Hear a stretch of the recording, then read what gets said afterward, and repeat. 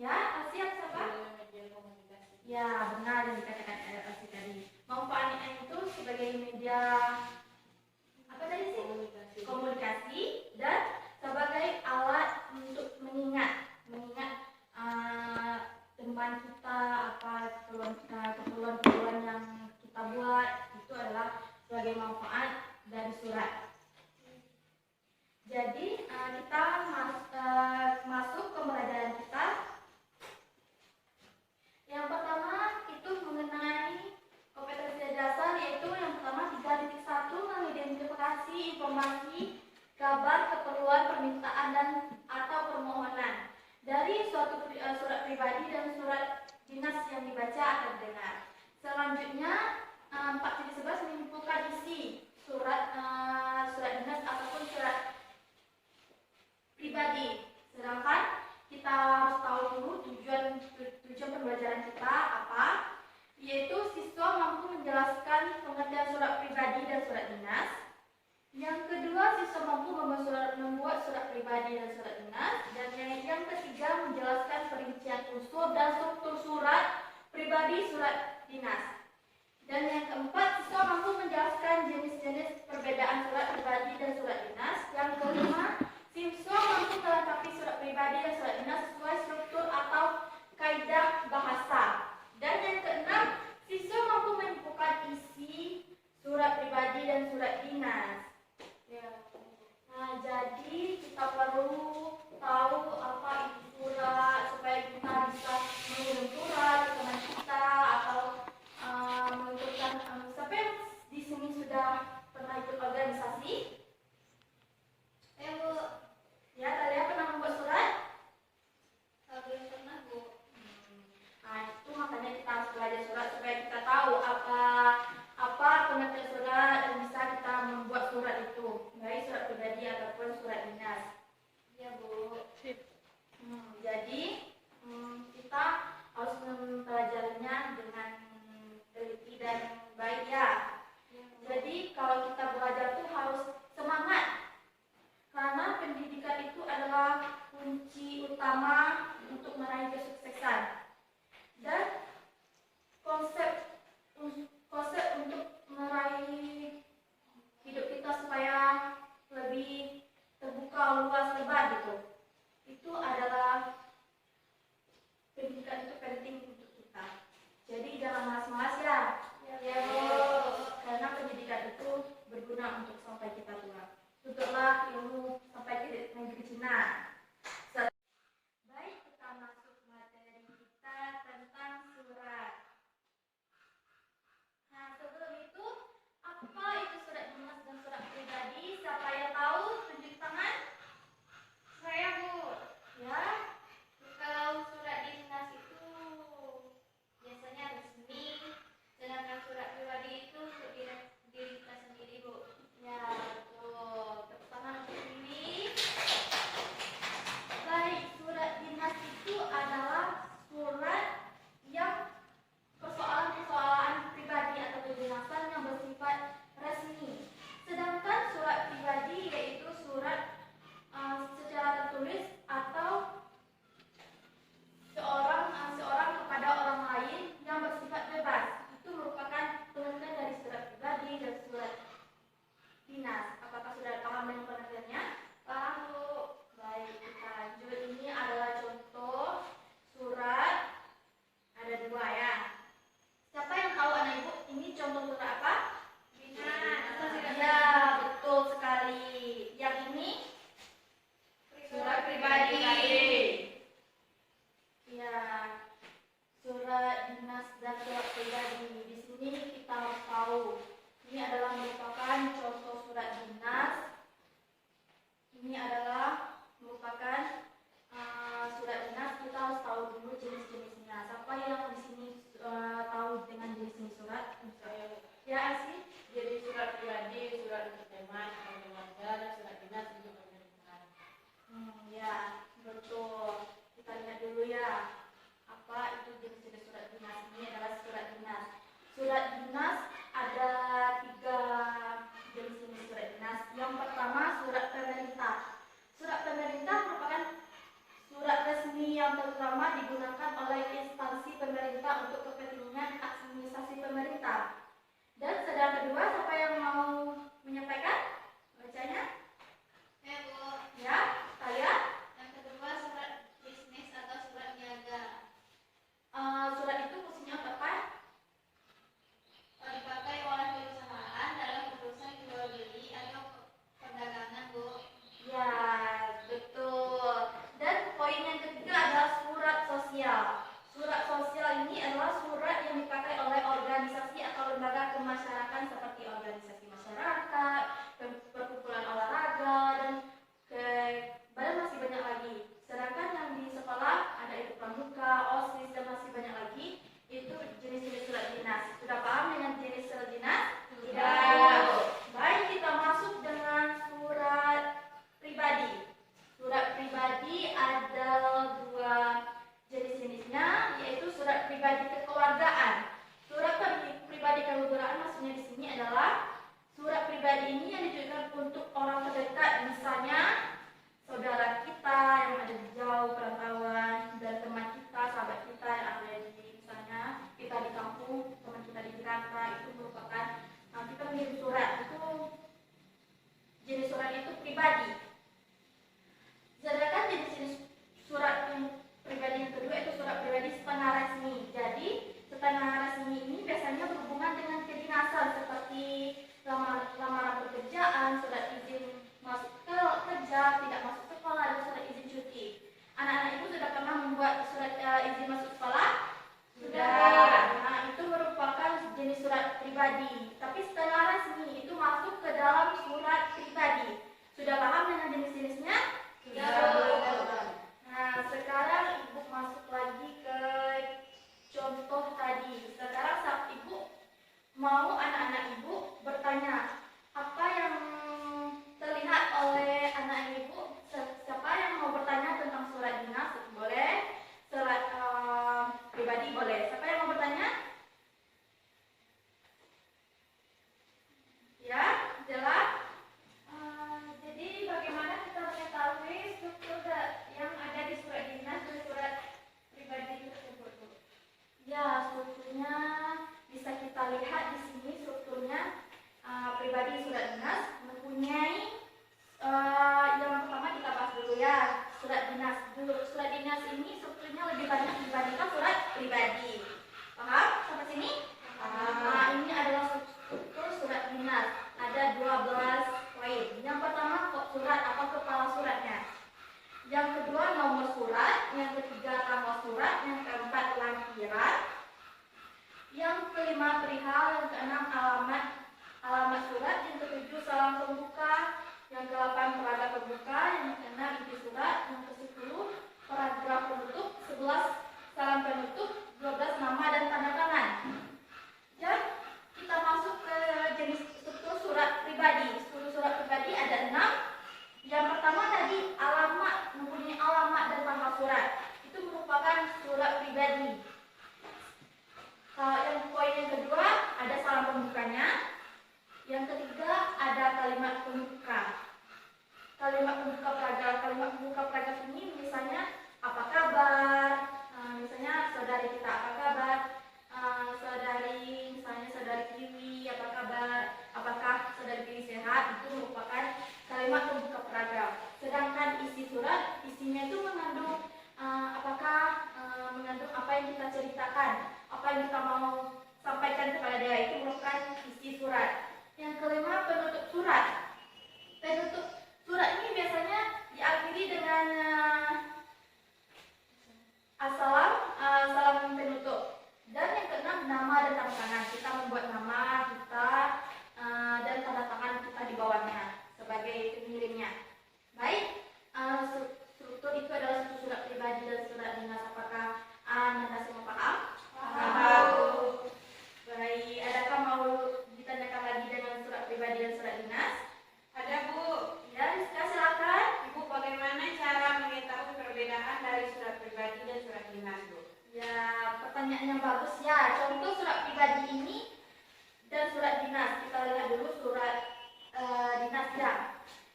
Dari strukturnya sudah nampak perbedaan tadi kan. Lebih banyak struktur surat dinas daripada surat pribadi. Itu merupakan perbedaannya. Dan yang kedua itu terlihat dari segi sifat. Sifatnya itu surat dinas itu apa tadi? Siapa yang tahu? Resmi, Bu. Ya, resmi. Sedangkan yang pribadi apa? Pribadi. Ya. Tidak resmi, Bu. Tidak resmi, Ya, yang jadi lebih apa komplit. bebas ya? Ya, pintar, anak pintar ya. Itu adalah merupakan perbedaan dari surat dinas dan surat pribadi. Adapun juga kita lihat yaitu dari segi bahasanya. Bahasanya di sini lebih apa? Lebih Baku. Nah, betul. Dan yang ini coba kita lihat contoh surat pribadi.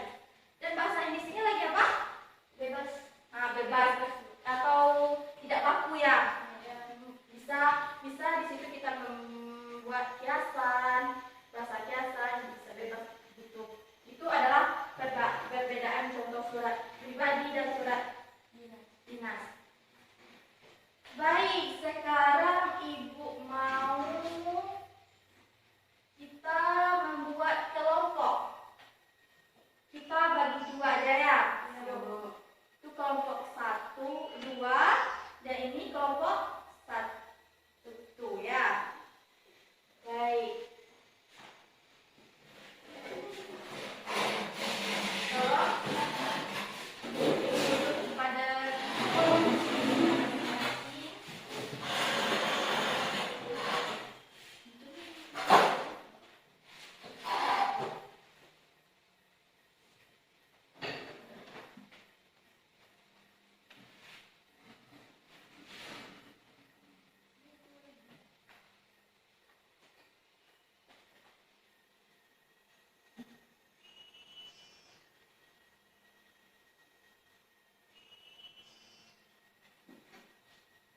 ya. Ini Ibu akan mengasih tugas kelompok.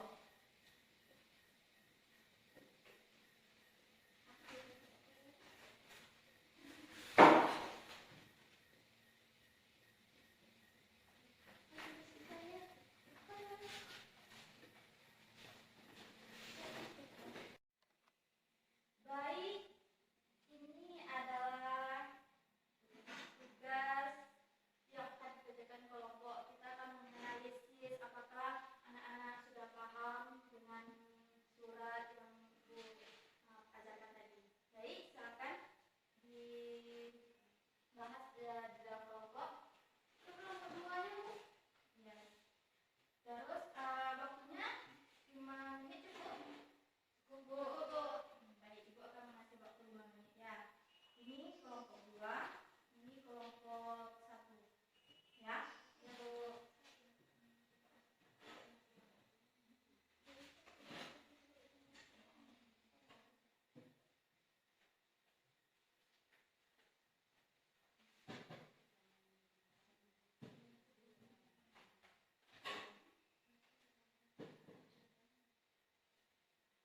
Apakah sudah selesai Ananda tugas kelompoknya? Sudah, Bu.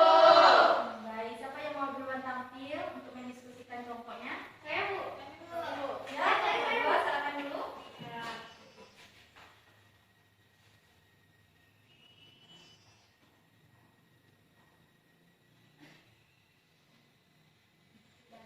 Ya, Untuk dari surat dinas yang kelompok 2, yang pertama itu adalah kod surat, yang kedua tanggal surat, yang ketiga lampiran, yang keempat alamat surat, yang kelima salam pembukanya, yang keenam inti surat, sedangkan yang ketujuh paragraf penutup, yang kedelapan salam penutup, yang kesembilan nama dan tanda tangan.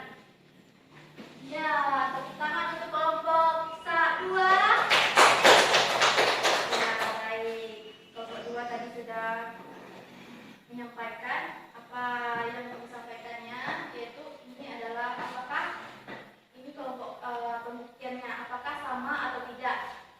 Di sini coba kita lihat. Ada yang pertama ada kok surat, ada tadi buat Ada.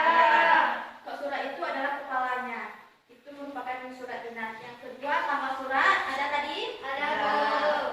Lampirannya? Ada. Alamat surat?